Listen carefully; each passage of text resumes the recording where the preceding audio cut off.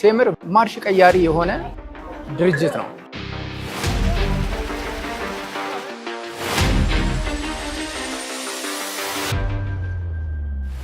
ስሜ ዮሐንስ ሰለሞን ይባላል።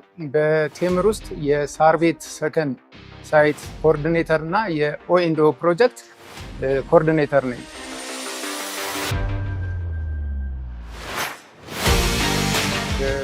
እስካሁን የፈጀው ጊዜ እንግዲህ ያው ቴምር ባለው ስትራክቸር መሰረት ስራዎችን እንደ ዱላ ቅብብል ለቅብብሎች የሚሰራ ስራ ሰብስትራክቸር የሚባል ቡድን አለ፣ ሱፐር ስትራክቸር አለ የሚባል ቲም አለ፣ እንደገና የፊኒሽንግ ቲሞች አሉ።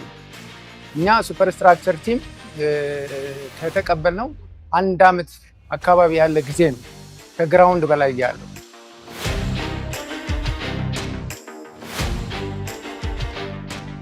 እንግዲህ ቴምር በሪል ስቴት ዲቨሎፕመንት ውስጥ ማርሽ ቀያሪ የሆነ ድርጅት ነው።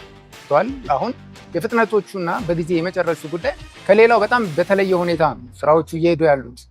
ስለዚህ በጣም የሚያስገርም ነው። በ6 ወር እኛ ከመጣም በ6 ወር ወደ 11 ፍሎሮችን ሞልተናል። ስለዚህ በጣም በፍጥነት እየሄደ ያለ ለፊኒሽንግ ቲም በፍጥነት እየሰራ ነው ያለ። ስለዚህ በቶሎ ለተገልጋዩ ያስረክባል የሚል እምነት አለኝ።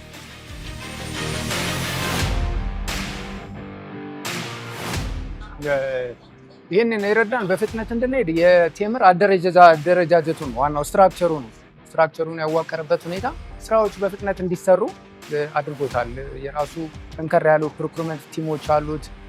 ሁሉም ድጋፍ ሰጪዎቹ በአጠቃላይ የእቃ አቅርቦት ፍጥነት ያለው ነው። ስለዚህ የምንጠቀማቸው ስካፎልዲንጎች የተሻሉ ናቸው፣ ጥራታቸውን የጠበቁ ናቸው። ስለዚህ እነዚህ ነገሮች ተደማምረው ፍጥነት እንዲኖር አግዞናል።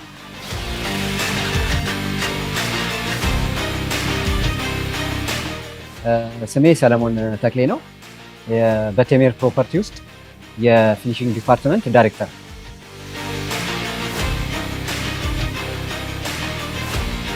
እንግዲህ ይሄ ዲፓርትመንት አንዱ ከባዱን የስራ ክፍል የሚይዝ ዲፓርትመንት ነው።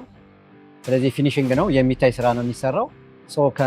በመጀመሪያ የአደረጃጀት ስለሆነ በሰው ኃይል በጥሩ ሁኔታ እየተደራጀን ያለ ነው። በተረፈ አጋዥ ዲፓርትመንቶቹ ኦልሬዲ ያሉ ስለሆነ የኛ ዲፓርትመንቱን ዳድስ ስለመዋቀር ስለነበረበት ተዋቅሮ በሰው ኃይል ዝግጁ ነን።